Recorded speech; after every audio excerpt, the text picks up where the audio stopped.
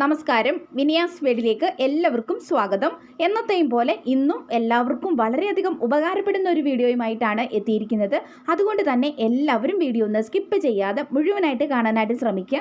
അതുപോലെ നമ്മുടെ channel subscribe ചെയ്തിട്ടില്ലെങ്കിൽ സബ്സ്ക്രൈബ് ചെയ്ത് ബെല്ലൈക്കൺ കൂടെ ഒന്ന് എനേബിൾ ചെയ്ത് വെച്ചേക്കട്ടോ. എങ്കിൽ മാത്രമേ നെക്സ്റ്റ് വീഡിയോ ഇടുമ്പോൾ നിങ്ങൾക്ക് കറക്റ്റായിട്ട് നോട്ടിഫിക്കേഷൻ കിട്ടത്തുള്ളൂ. അപ്പോൾ നമുക്കിനി സമയം കളയേണ്ട, നേരെ വീഡിയോയിലേക്ക് പോകാം. ടിപ്പ് നമ്പർ 1, ഞാനിവിടെ നമ്മുടെ കണ്ണാടിയാണ് എടുത്തിരിക്കുന്നത്.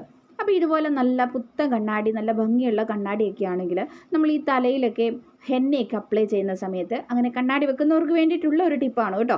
അപ്പം നമ്മൾ ഹെന്നയൊക്കെ അപ്ലൈ ചെയ്ത് കഴിഞ്ഞാൽ പിന്നെ നമ്മൾ ആ ഒരു കണ്ണാടി നമ്മൾ മുഖത്ത് വെച്ച് കഴിഞ്ഞാൽ ആ ഒരു ചെവിയുടെ ആ ഒരു സൈഡ് ഭാഗത്തൊക്കെ ഈ ഹെന്ന ഇങ്ങനെ ഒലിച്ച് ഇറങ്ങി വരും.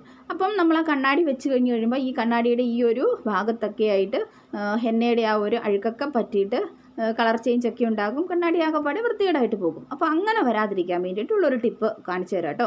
ആർക്കെങ്കിലുമൊക്കെ ഉപകാരപ്പെടുന്നെങ്കിൽ ഉപകാരപ്പെടട്ടെ എന്ന് വിചാരിച്ചു. അപ്പോൾ അതിന് വേണ്ടിയിട്ട് നമുക്ക് വേണ്ടത് വേറൊന്നുമല്ല, ഇതേപോലത്തെ ഫോയിൽ പേപ്പറാണ്. അപ്പം നിങ്ങൾ ഫുഡൊക്കെ പൊതിഞ്ഞ് കൊണ്ടുവരുന്ന ആ ഒരു ഫോയിൽ പേപ്പറില്ലേ, അതൊന്ന് കഴുകിയെടുത്താലും മതി, നല്ലതൊന്നും വേണമെന്നും ഇല്ല.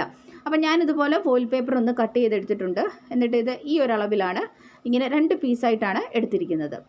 ഇനി നമുക്ക് ഇത് ഓരോ പീസ് ഇങ്ങനെ എടുത്തിട്ട് ആ കണ്ണാടിയുടെ ഈ ഒരു ഭാഗത്ത്, അതായത് നമ്മുടെ ചെവിയുടെ പുറകിലേക്ക് പോകുന്ന ആ ഒരു ഭാഗത്തായിട്ട് ഇതുപോലെ ഒന്ന് റോൾ ചെയ്തിട്ട് കൊടുക്കാം. അപ്പോൾ ഇതുപോലെ ഒന്ന് പ്രസ് ചെയ്ത് കൊടുത്താൽ മതി, നന്നായിട്ട് അവിടെ തന്നെ ഇരുന്നോളും കേട്ടോ, ഊരിപ്പോകുക ഒന്നും ചെയ്യത്തില്ല. അങ്ങനെ കണ്ണാടിയുടെ ആ ഒരു 2 കാലിലും ഞാൻ ഇതേപോലെ ഈ ഫോയിൽ പേപ്പർ ഒന്ന് സെറ്റ് ചെയ്ത് കൊടുത്തിട്ടുണ്ട്. അപ്പോൾ ഇതുകൊണ്ട് ഇതുപോലെ ഇരിക്കും. എന്നിട്ട് നമ്മൾ എടുത്തിട്ട് മുഖത്തേക്ക് വെക്കുകയാണ് എങ്കിൽ ആ ചെവിയുടെ ഭാഗത്തൊക്കെ നിന്നൊക്കെ പറ്റുന്ന ഹെന്ന ഈ ഒരു കണ്ണാടിയുടെ ഈ ഒരു ഭാഗത്തൊന്നും പറ്റാതെ തന്നെ അടിപൊളിയായിട്ട് തന്നെ നമുക്ക് കിട്ടും. അപ്പം ആരെങ്കിലും ഇതുപോലെ ഹെന്നയൊക്കെ തലയിൽ അപ്ലൈ ചെയ്യുന്നവരുണ്ടെങ്കിൽ ഇതേപോലൊക്കെ ഒന്ന് ചെയ്ത് നോക്കുക കേട്ടോ. അപ്പോൾ നിങ്ങളുടെ ആ ഒരു കണ്ണാടി വൃത്തികേടായി കിട്ടത്തില്ല, നല്ല അടിപൊളിയായിട്ട് തന്നെ നമുക്ക് കാര്യങ്ങളൊക്കെ ചെയ്യാൻ വേണ്ടിയിട്ട് പറ്റും. അപ്പോൾ ഈ രീതിക്ക് നിങ്ങളൊന്ന് ട്രൈ ചെയ്ത് നോക്കണേ. ഇനി അടുത്ത ടിപ്പിലോട്ട് പോകാം. ടിപ്പ് നമ്പർ 2, നമ്മൾ അധികം ഉപയോഗിക്കുന്നില്ലാത്ത നമ്മുടെ നല്ല ചെരുപ്പൊക്കെ ഇല്ലേ, പുതിയ ചെരുപ്പൊക്കെ, ഒത്തിരി ഡെയിലി യൂസ് ചെയ്യുന്നതല്ലാത്ത, അപ്പോൾ അങ്ങനത്തെ ചെരുപ്പുകളൊക്കെ നമുക്ക് പൊടി അഴുക്കൊക്കെ പറ്റാതെ നമുക്ക് സൂക്ഷിച്ച് വയ്ക്കുന്നത് എങ്ങനെയാണെന്ന് നോക്കാം കേട്ടോ. അപ്പോൾ അതിന് വേണ്ടിയിട്ട് നമുക്ക് വേണ്ടത് വേറൊന്നുമല്ല, നമ്മുടെ പഴയ സോക്സ് ഇല്ലേ, നമ്മൾ ഉപയോഗിച്ചിട്ട് അയഞ്ഞും അതുപോലെ ചെറിയ സുഷിരങ്ങളൊക്കെ വന്നതും ഒക്കെ ഉണ്ടാവില്ല. അപ്പോൾ നമ്മൾ തീരെ അങ്ങ് പോക്കായിട്ട് കളയാൻ വെച്ചിരിക്കുന്ന ഇതേപോലത്തെ സോക്സുകളൊക്കെ ഉണ്ടെങ്കിൽ എടുക്കുക കേട്ടോ. എന്നിട്ട് നമ്മുടെ ഈ ചെരുപ്പ് നമ്മൾ ഈ സോക്സിൻ്റെ ഉള്ളിലേക്ക് ഇതുപോലെ ഒന്ന് കടത്തി കൊടുക്കുന്നുണ്ട്. അപ്പോൾ അങ്ങനെ 2 ചെരുപ്പും ഇതേപോലെ സോക്സിൻ്റെ ഉള്ളിലേക്ക് ഇങ്ങനെ ഒന്ന് ആക്കി ഒന്ന് കെട്ടിയും കൂടെ കൊടുക്കുന്നുണ്ട്. അപ്പോൾ ഈ രീതിക്ക് നമ്മൾ അധികം ഉപയോഗിക്കുന്നില്ലാത്ത ചെരുപ്പുകളൊക്കെ ഒന്ന് എടുത്ത് വെക്കുകയാണെങ്കിൽ പൊടിയും അഴുക്കും ഒന്നും പറ്റാതെ നമുക്ക് എടുത്ത് വെക്കാൻ പറ്റും. നമ്മൾ ഈ ചെരുപ്പ് ഇങ്ങനെ നമ്മൾ അധികം ഉപയോഗിക്കുന്നില്ല താനും, എന്നാൽ ഇത് നമ്മൾ വെളിയിൽ റാക്കറ്റിലൊക്കെ വെക്കുകയാണെങ്കിൽ തന്നെ അഴുക്കും പൊടിയും ഒക്കെ പിടിക്കാനുള്ള ചാൻസ് ഉണ്ടല്ലോ. അപ്പോൾ ഈ രീതിക്ക് നിങ്ങളൊന്ന് ട്രൈ ചെയ്ത് നോക്കുക കേട്ടോ. ടിപ്പ് നമ്പർ 3, ഡെയിലി നമ്മുടെ അടുക്കളയിലെ ജോലികളൊക്കെ കഴിഞ്ഞ് കഴിയുമ്പം മിക്ക വീടുകളുടെയും അവസ്ഥ ഇതാണ്. നമ്മുടെ കുക്കിംഗ് ഗ്യാസ് വെച്ചിരിക്കുന്ന ആ ഒരു ടൈലിൽ ഇതുപോലെ അഴുക്കും എണ്ണയും ഒക്കെ പറ്റി പിടിച്ചിട്ടുണ്ടാകും. പ്രത്യേകിച്ച് നമ്മൾ ഇറച്ചിയോ മീനോ ഒക്കെ ഒന്ന് ഫ്രൈ ചെയ്ത് പോയിട്ടുണ്ടെങ്കിൽ എന്തായാലും അത് പൊട്ടിത്തെറിച്ചിട്ട് എണ്ണയൊക്കെ ഇതുപോലെ ആയിട്ടുണ്ടാകും അല്ലേ. അപ്പോൾ ഇത് നമുക്ക് ഡെയിലി ക്ലീൻ ചെയ്തില്ല എങ്കിൽ നമുക്ക് ഇരട്ടിപ്പണിയാകും, പിന്നെ അത് ഭയങ്കര ബുദ്ധിമുട്ടായിരിക്കും ക്ലീൻ ആക്കി എടുക്കാനായിട്ട്. അപ്പോൾ നമുക്കിത് വളരെ ഈസി ആയിട്ടൊരു പേപ്പർ വെച്ചിട്ട് ക്ലീൻ ചെയ്യാവുന്നതേ ഉള്ളൂ. അപ്പോൾ ഇതുപോലൊരു പത്ര പേപ്പർ എടുക്കുക. പത്ര പേപ്പർ എടുത്തിട്ട് ആദ്യം നമുക്ക് ആ പേപ്പർ വെച്ചിട്ട് തന്നെ ഈ ഒരു ഓയിലൊക്കെ നന്നായിട്ടൊന്ന് ഇതുപോലെ ഒന്ന് തൂത്ത് തുടച്ച് കളയാം കേട്ടോ. അപ്പോൾ തുണി വെച്ച് ചെയ്യുന്നതിനേക്കാളും നല്ലതാണ് ഈ പേപ്പർ വെച്ചിട്ട് നമ്മളതങ്ങ് കളയുന്നത്. അപ്പോൾ ഇതുപോലെ നന്നായിട്ടൊന്ന് പേപ്പർ വെച്ചിട്ട് കളഞ്ഞതിന് ശേഷം ഇനി വേറൊരു പേപ്പർ എടുക്കുക. പേപ്പർ എടുക്കുമ്പം കുറച്ച് വലിയ പേപ്പർ എടുക്കണേ, അതായത് ഒരു പീസ് ഒരു വലിയ പേപ്പറല്ലേ അതെടുക്കുക. എന്നിട്ട് അതിലേക്ക് ഇതുപോലെ കുറച്ച് ഹാർപ്പിക്കൊന്ന് ഒഴിച്ചു കൊടുക്കുക. ഒരുപാടൊന്നും വേണ്ട, നിങ്ങൾക്ക് ഒത്തിരി ഉണ്ടെങ്കിൽ മാത്രം ഓയിലൊക്കെ ഒരുപാട് ടൈലിൽ പറ്റി പിടിച്ചിട്ടുണ്ടെങ്കിൽ മാത്രം ഒരുപാട് എടുത്താൽ മതി കേട്ടോ. അപ്പോൾ ഞാൻ ഇതുപോലെ ഹാർപ്പിക്കൊന്ന് എടുക്കുന്നുണ്ട്. എന്നിട്ട് ഇതുപോലെ ആ ടൈലിലേക്ക് നന്നായിട്ടൊന്ന് അപ്ലൈ ചെയ്ത് കൊടുക്കുന്നുണ്ട്. ഞാൻ വലിയ പേപ്പർ എടുക്കണം എന്ന് പറഞ്ഞത് എന്താണെന്ന് വെച്ച് കഴിഞ്ഞാൽ നമ്മുടെ കയ്യിലൊക്കെ ഹാർപ്പിക്ക് ആകാതിരിക്കാൻ വേണ്ടിയിട്ടാണ്. അപ്പോൾ എന്നിട്ട് നന്നായിട്ട് എല്ലായിടത്തും ഒന്ന് സ്പ്രെഡ് ചെയ്തിട്ട് കൊടുക്കുക, നന്നായിട്ട് എല്ലായിടത്തും ആക്കി കൊടുക്കുക കേട്ടോ. ഒരു 10 മിനിറ്റ് അങ്ങനെ വെച്ചതിന് ശേഷം വേറെ ഒരു പത്ര പേപ്പർ എടുക്കുക. എന്നിട്ട് നന്നായിട്ട് നമുക്കതൊന്ന് തുടച്ച് കളയാം കേട്ടോ. അപ്പം ഒത്തിരി നമ്മളങ്ങോട്ട് ഉരച്ച് ബുദ്ധിമുട്ടേണ്ടി ഒന്നും വരത്തില്ല. നമ്മൾ ഈ പേപ്പർ വെച്ചിട്ട് ഇങ്ങനെ തുടച്ച് എടുക്കുമ്പം തന്നെ ആ ഓയിലും ഒരു മഞ്ഞക്കറയൊക്കെ ഉണ്ടാവില്ല ആ ടൈലിൻ്റെ വിടവിൻ്റെ ഇടയ്ക്കൂടെ കൂടെയൊക്കെ ഉള്ളത്. അതൊക്കെ നന്നായിട്ട് തന്നെ പോകുന്നുണ്ട്. നിങ്ങൾക്കിത് കണ്ടാൽ മനസ്സിലാവില്ല. പേപ്പർ വെച്ച് തുടച്ചപ്പോൾ തന്നെ അത് അടിപൊളിയായിട്ട് തന്നെ പോയി നന്നായിട്ട് ക്ലീനായി കിട്ടി. ഇനി ഹാർപ്പിക്കിൻ്റെ അംശമൊക്കെ ഈ ടൈലിലുണ്ടല്ലോ, അപ്പോൾ അത് കളയാൻ വേണ്ടിയിട്ട് ഇതുപോലൊരു സ്പ്രേ ബോട്ടിലിൽ കുറച്ച് വെള്ളം എടുക്കുക. എളുപ്പത്തിൽ ക്ലീൻ ചെയ്യുന്ന കാര്യമാണ് ഈ പറയുന്നത്. വെള്ളമൊക്കെ ഒഴിച്ച് അങ്ങനെ കഴുകുമ്പം ചിലപ്പം തിരക്കൊക്കെയുള്ള ജോലിക്ക് പോകുന്നവർക്കൊക്കെയാണ് അത് ബുദ്ധിമുട്ടാവില്ലേ. അപ്പോൾ ഇതുപോലെ സ്പ്രേ ബോട്ടിലിൽ വെള്ളം എടുത്തതിന് ശേഷം നന്നായിട്ടൊന്ന് സ്പ്രേ ചെയ്ത് കൊടുക്കുക. എന്നിട്ട് ഒരു തുണി ഉപയോഗിച്ചോ അല്ലെങ്കിൽ പത്രപേപ്പർ തന്നെ ഉപയോഗിച്ചോ നന്നായിട്ടൊന്ന് 1-2 തവണ നിങ്ങൾക്ക് പെട്ടെന്ന് ക്ലീൻ ചെയ്ത് തുടച്ച് എടുക്കാവുന്നതേ ഉള്ളൂ.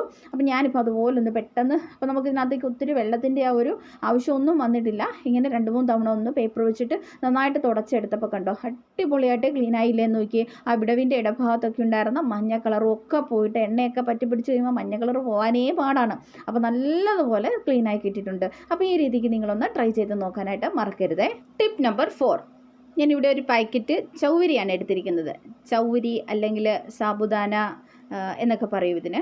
അപ്പം ഇത് ഞാനൊരു ചെറിയൊരു ബൗളിലേക്ക് ഒരു 3-4 സ്പൂണ് എടുക്കുന്നുണ്ട്. അപ്പോൾ എന്നിട്ട് നല്ലപോലെ കഴുകണം. കഴുകിയതിന് ശേഷം നമ്മൾ ഇതൊന്ന് കുതിരാൻ വേണ്ടിയിട്ട് അല്പം വെള്ളം ഒഴിച്ചൊന്ന് മാറ്റി വയ്ക്കണം. ഒരു 10-20 മിനിറ്റ് ഒന്ന് കുതിരാൻ വേണ്ടിയിട്ടൊന്ന് മാറ്റി വയ്ക്കണം കേട്ടോ. അപ്പോൾ ഇത് ഇവിടെ ഇരിക്കട്ടെ. എന്നിട്ട് നന്നായിട്ടൊന്ന് കുതിർന്ന് വരട്ടെ. ഇനി നമുക്ക് ചെയ്യാനായിട്ടുള്ളത് ഇതേപോലൊരു ബീറ്റ്റൂട്ട് എടുക്കുക കേട്ടോ. ബീറ്റ്റൂട്ട് എടുത്തിട്ട് ഇത്രയൊന്നും വേണ്ട, നമുക്ക് കുറച്ച് ഇത്രയും ചെറിയൊരു പീസൊന്ന് കട്ട് ചെയ്തെടുത്തിട്ട് ഒരു മിക്സിയുടെ ജാറിനകത്തിട്ടിട്ട് നല്ലതുപോലെ ഒന്ന് അടിച്ചെടുക്കുന്നുണ്ട്. നമുക്കതിൻ്റെ ജ്യൂസ് എടുക്കാൻ വേണ്ടിയിട്ടാണ്. എന്നിട്ട് ഇതുകൊണ്ട് ഇതുപോലെ ഞാൻ ആ ജ്യൂസ് ഒന്ന് അരിച്ചും കൂടെ എടുക്കുന്നുണ്ട് കേട്ടോ. അപ്പോൾ ഇത് എല്ലാം ഞാൻ കാണിക്കുന്നില്ല, വീഡിയോ ഒത്തിരി ലെങ്തി ആയി പോകുന്നത് കൊണ്ടാണ്. അപ്പോൾ ഇത്രയും ജ്യൂസാണ് നമുക്ക് കിട്ടിയിരിക്കുന്നത്. നല്ല കട്ടിയായിട്ടുള്ളൊരു ജ്യൂസാണ് കേട്ടോ. നമ്മൾ വെള്ളമൊന്നും അധികം ചേർത്തിട്ടേ ഇല്ല. ഇനി ഒരു പാത്രത്തിലേക്ക് ഞാൻ 2 ഗ്ലാസ് പാൽ ഒഴിച്ചു കൊടുക്കുന്നുണ്ട്. അതോടൊപ്പം 2 ഗ്ലാസ് വെള്ളം കൂടെ ഒഴിച്ചു കൊടുക്കുന്നുണ്ട്. ഇനി പാല് നല്ലതുപോലെ ഒന്ന് തിളച്ച് വരുന്ന ആ ഒരു സമയത്ത് നമ്മൾ കുതിർക്കാൻ വേണ്ടിയിട്ട് മാറ്റി വെച്ചിരുന്ന ആ ഒരു ചൗവരിയും കൂടെ ചേർത്ത് കൊടുക്കാം. എന്നിട്ട് നന്നായിട്ട് ഇതൊന്ന് വേവിച്ചെടുക്കുക കേട്ടോ. അപ്പോൾ ഇത് ചൗവരി വെന്ത് വരുമ്പോൾ തന്നെ ആ ഒരു ബോൾസ് ഇങ്ങനെ നല്ല ഒരു ട്രാൻസ്പെറൻ്റ് ആയിട്ട് തന്നെ നമുക്ക് കാണാൻ പറ്റും. അതുപോലെ തന്നെ ഒന്ന് കൊഴുത്തും കൂടെ വരും കേട്ടോ ഈ പാല്. അപ്പോൾ ഇതുപോലൊന്ന് ആ ഒരു രീതിയിലോട്ട് വന്നു കഴിഞ്ഞ് കഴിയുമ്പോഴേക്കും നമ്മളിനി ഇതിലോട്ട് റെഡിയാക്കി വെച്ചിരിക്കുന്ന ആ ഒരു ജ്യൂസ് ഒഴിച്ചു കൊടുക്കാൻ പോവുകയാണ്. അപ്പോൾ കുറച്ച് ഒഴിച്ചാൽ മതി, മുഴുവനായിട്ടും ഒഴിച്ച് കൊടുക്കരുത്. ഇനി ഇതിലോട്ട് 3 സ്പൂൺ വറുത്ത റവയും കൂടെ ചേർത്ത് കൊടുക്കുന്നുണ്ട്. എന്നിട്ട് നന്നായിട്ട് ഇളക്കി നമുക്കിതൊന്ന് വേവിച്ചെടുക്കാം. അപ്പം ഈ റവ വെന്ത് വരുമ്പോൾ തന്നെ ഇത് വീണ്ടും നന്നായിട്ട് നമുക്ക് കുറുകി കിട്ടും. അപ്പോൾ ഇതുപോലെ നന്നായിട്ട് കണ്ടോ ഇങ്ങനെ തരിതരിയായിട്ട് ആ റവ വെന്ത് കഴിയുമ്പോൾ നമുക്ക് ചെറിയ മുത്ത് പോലാണ് തോന്നുന്നത്.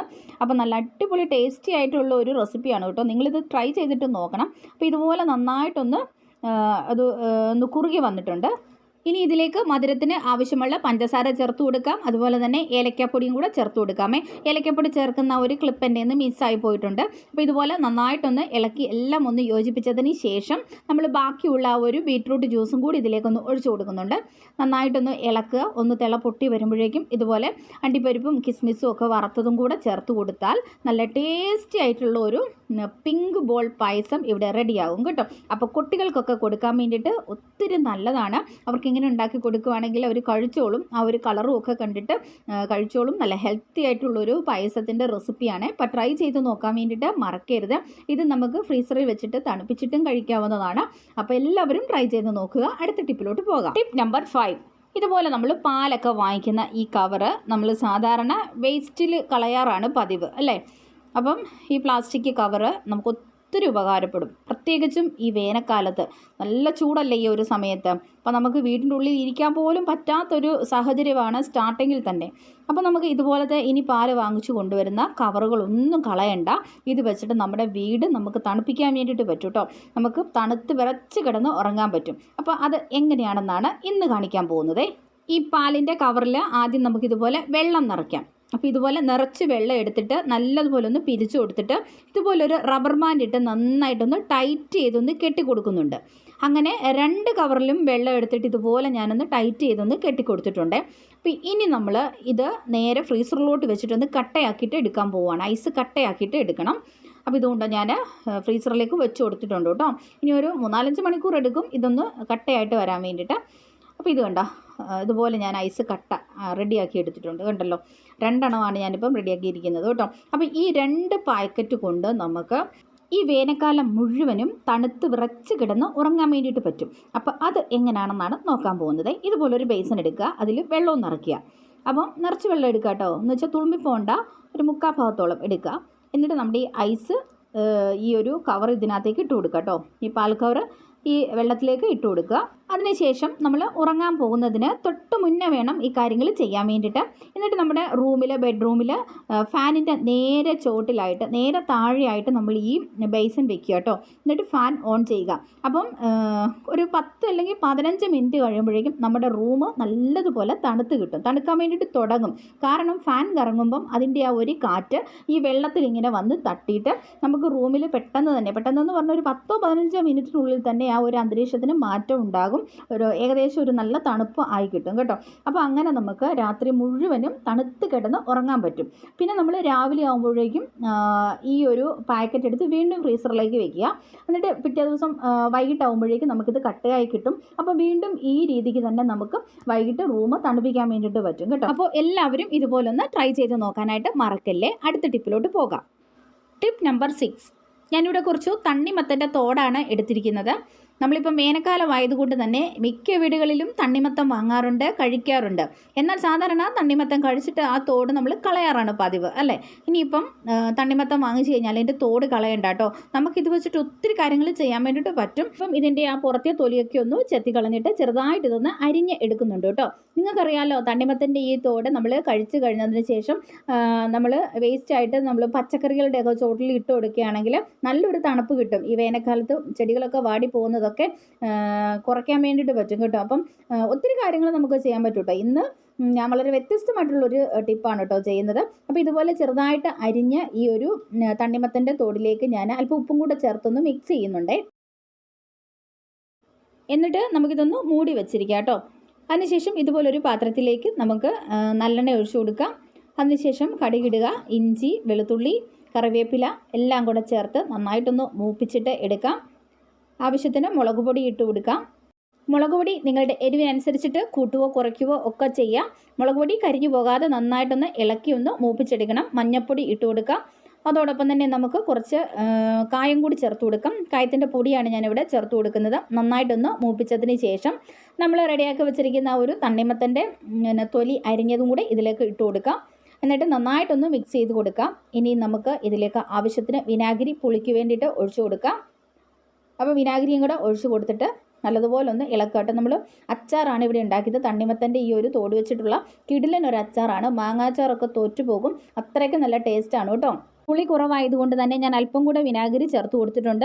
ഇനി ആവശ്യത്തിന് ഉപ്പും ഒക്കെ ചേർത്ത് കൊടുത്തിട്ട് നല്ല അടിപൊളിയായിട്ട് നമുക്ക് ഇതുപോലെ അച്ചാർ ഉണ്ടാക്കി എടുക്കാം. അപ്പോൾ എല്ലാവരും ഇതുപോലെ ഇനി തണ്ണിമത്തൻ്റെ തോടൊന്നും വെറുതെ വലിച്ചെറിഞ്ഞ് കളയരുത്.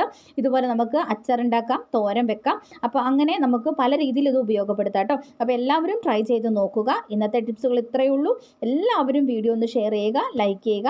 അപ്പോൾ നമുക്ക് വീണ്ടും നല്ലൊരു വീഡിയോയുമായി കാണാം. എല്ലാവർക്കും താങ്ക്സ് ഫോർ വാച്ചിങ്.